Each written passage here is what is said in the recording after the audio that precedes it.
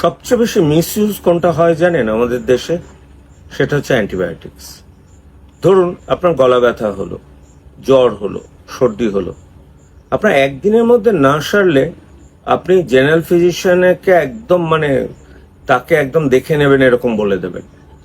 এগুলো না ভাইরাল অসুখ, আপনি ওষুধ খান বা না খান 5 থেকে 7 দিন সময় লাগবেই। এগুলোর ক্ষেত্রে বেস্ট হচ্ছে শুধু প্যারাসিটামল আর অ্যান্টি অ্যালার্জিক খাবেন।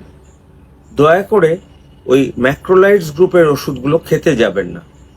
সেটা কি পরে জানাবো।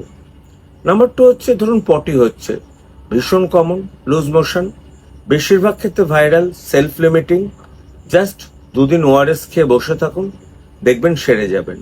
আপনি বাইরের যে কোনো দেশে যান, আপনি কোথাও কোনো জায়গায় ওভার দ্য কাউন্টার কোনো অ্যান্টিবায়োটিক্স বিক্রি হতে দেবেন না, দেখবেনই না। ওভার দ্য কাউন্টার ওরা শুধুমাত্র প্যারাসিটামল দেয় এবং ডাক্তাররাও শুধুমাত্র প্যারাসিটামলই লেখে। তাতে আমার ইংল্যান্ডে যারা থাকেন বা কিছুদিনের জন্য বাস করতে গেছেন, যারা নন মেডিকেল স্টাফ, তারা কিন্তু ভারী বিরক্ত হয় যে এত কষ্ট করে গেলাম, একটা প্যারাসিটামল লিখে ছেড়ে দিল।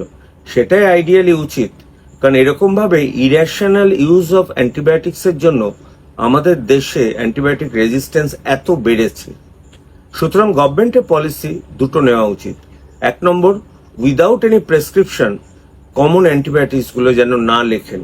আমি নাম ধরেই বলে দিই, অ্যাজিথ্রোমাইসিন, নাম্বার 2 O2, এই টাইপের ওষুধগুলো বড্ড মিসইউজ হয়। তা না হলে কিন্তু ভবিষ্যৎ অন্ধকার।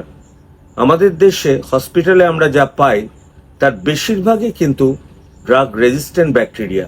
পরে আর একটা ওষুধও থাকবে না যাতে লোককে বাঁচানো যাবে।